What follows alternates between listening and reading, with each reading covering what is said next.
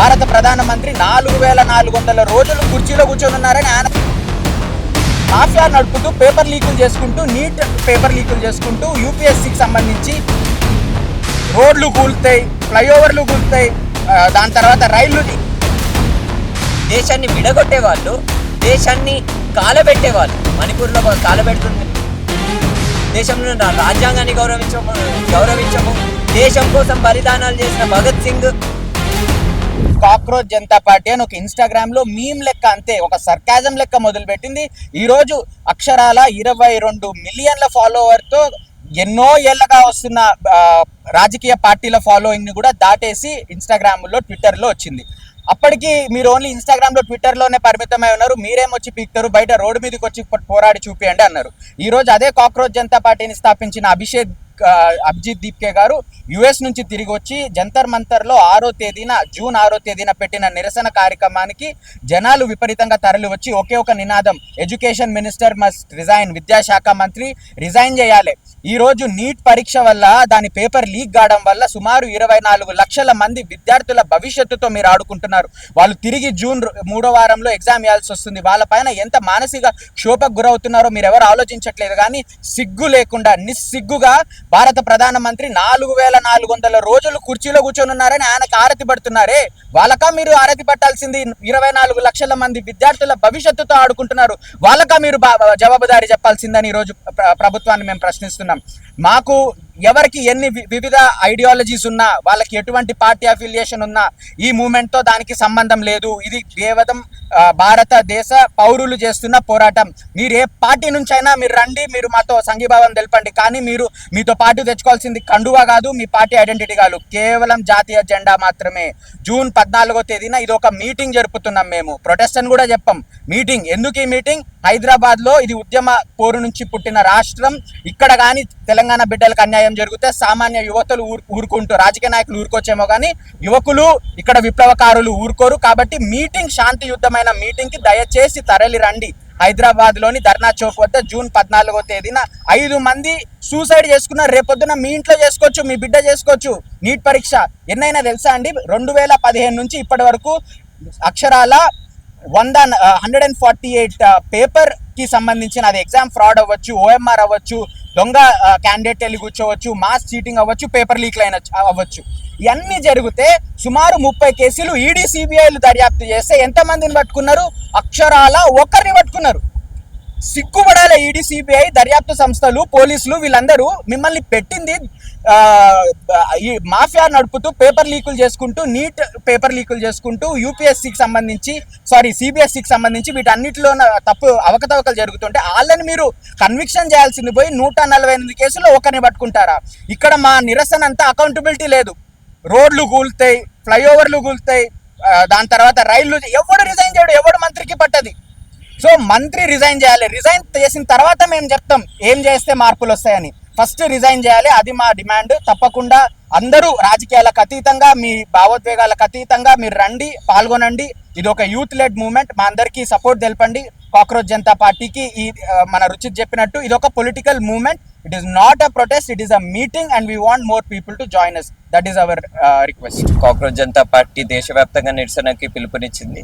దానికి మద్దతుగా హైదరాబాద్ లో కాక్రోచ్ జనతా పార్టీ అనౌన్స్మెంట్ కూడా చేసింది. దట్ హైదరాబాద్ లో ధర్నా చౌక్ దగ్గర మార్నింగ్ 10 o'clock కి అఫీషియల్ గా గ్యాదరింగ్ జరగబోతుంది. సో దానికి సంబంధించి ఈరోజు గన్ పార్క్ దగ్గర ఒక ప్రెస్ బ్రీఫింగ్ చేయడం జరిగింది. ఆ ప్రెస్ బ్రీఫింగ్ లో నాతో పాటు విజయ్ మలంగి, అన్సర్, ఇంకా మిగతా వాళ్ళు ఎవరైతే తెలంగాణలో నిరుద్యోగ సమస్యల గురించి మాట్లాడుతున్నారో, విద్యార్థి సమస్యల గురించి మాట్లాడుతున్నారో, వాళ్ళ అందరం ఈరోజు బ్రీఫ్ చేయడానికి ప్రయత్నించాం. సో మరీ ముఖ్యంగా అసలు 14వ తారీఖు ఏ విధంగా ఉండబోతుందంటే, మరీ ముఖ్యంగా ధర్మేంద్ర ప్రధాన్ ఎవరైతే ఎడ్యుకేషన్ మంత్రి ఉన్నాడో, కేంద్ర విద్యాశాఖ మంత్రి, ఆయన రెసిగ్నేషన్ ని కోరుతూ, ఆయన రెసిగ్నేషన్ ని డిమాండ్ చేస్తూ మేము ఈ నిరసనని చేపట్టబోతున్నాము. ఈ నిరసనకి సంఘీభావం తెలుపుతూ ఈ నిరసనకి మేజర్ అపియరెన్స్ గా సోనం వాంగ్చుక్ గారు రాబోతున్నారు. ఆయనతో పాటు తెలంగాణ వ్యాప్తంగా ఉన్న చాలా మంది మేధావులు రాబోతున్నారు. ఆల్రెడీ చాలా మంది నిరుద్యోగ సమస్యల గురించి పనిచేయబోయే నాయకులు కూడా రాబోతున్నారు. మీరు సిజెపి నుండి ఎందుకు పనిచేస్తున్నారు?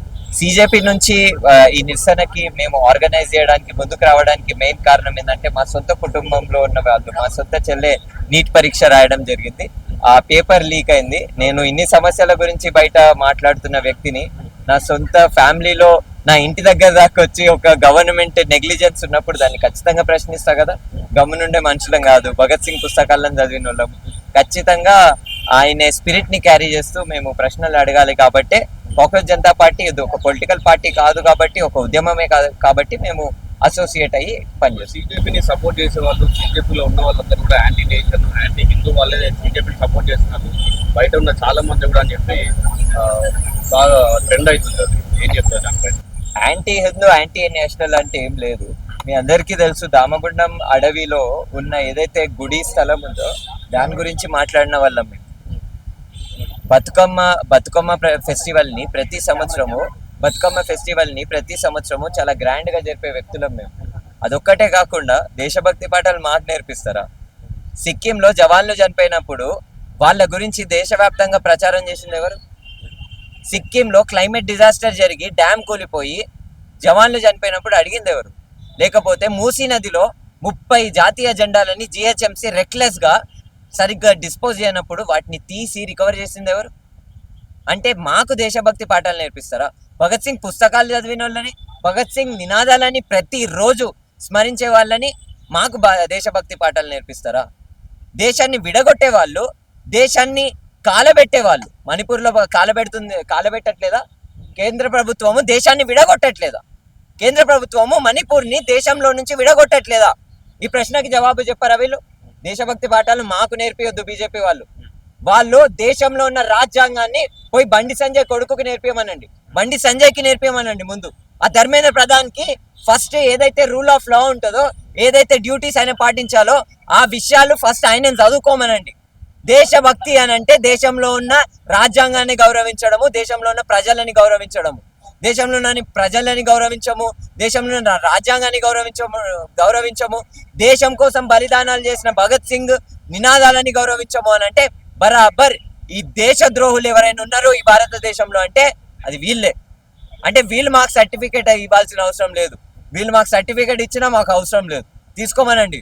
వాళ్ళ దేశభక్తి, మాకు వాళ్ళు దేశభక్తి సర్టిఫికేట్ ఇవ్వాల్సిన అవసరం లేదు. వీఆర్ దేశ్ భక్త్స్. మేము దేశం మీద ప్రేమ ఉన్న వాళ్ళము, మేము దేశంని బాగు చేయడానికి పనిచేస్తున్న వాళ్ళము. అది ఇప్పుడు ఓన్లీ నీట్ పేపర్ నుంచే మీరు బీజేపీని అపోజ్ చేస్తున్నారా, లేకుంటే అన్ని సమస్యల పైన బీజేపీతో కలిసి దానిపైన వ్యతిరేకంగా చూపిస్తారంటే? ప్రస్తుతానికి నీట్ పరీక్షకి సంబంధించి సీజేపీ లేవనెత్తింది. నీట్ పరీక్షకి సంబంధించే కాదు, విద్యా విధానాల్లో ఏదైతే నెగ్లిజెన్స్, ఏదైతే ఇన్స్టిట్యూషనల్ ఫెయిల్యూర్ ఉందో, ప్లస్ ఇంకొకటి ఈ రోజు నేను ముందుకు వచ్చి మాట్లాడడము కేవలం నా చెల్లె ఎగ్జామ్ రాయడం వల్లనే కాదు. మరీ ముఖ్యమైన విషయం ఏంటంటే 5 మంది విద్యార్థులు ఆత్మహత్య చేసుకున్నారనే విషయం తెలిసిన దాని తర్వాత ఐ వాజ్ అవుట్ రైట్, అంటే క్లియర్. 5 మంది విద్యార్థులు చనిపోయినప్పుడు మరి ప్రభుత్వం వైఖరి ఎట్లుండాలి? మేము ఒక సమస్య గురించి మాకు తెలిస్తే యాక్టివిస్టులుగా వెనకాల ముందు చూడకుండా అక్కడికి వెళ్ళడానికి ప్రయత్నిస్తాం.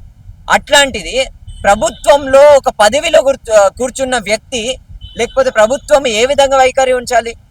ఎవరైతే నీట్ పరీక్ష పేపర్ని లీక్ చేసి ఉన్నారో వాళ్ళని ఏ విధంగా శిక్షించాలి? కాబట్టి ఈ ప్రశ్న ఏదైతుందో ఇది మొత్తానికే విద్యా విధానాల్లో ఏదైతే నెగ్లిజెన్స్ ఉందో, ఏదైతే ఫెయిల్యూర్ ఉందో దాన్ని ప్రశ్నిస్తున్నాము. రెండో విషయం ఏంటంటే బీజేపీ ప్రభుత్వాన్ని కేవలం విద్యా విషయాల మీద ప్రశ్నించే అంశమే కాదు. బీజేపీ కానీ, కాంగ్రెస్ కానీ, బీఆర్ఎస్ కానీ, ఇంకేదైనా పార్టీ కానివ్వండి, అన్ని పార్టీలు దేశంలో ఉన్న ప్రజలకి ద్రోహాలే చేస్తూ వచ్చినాయి.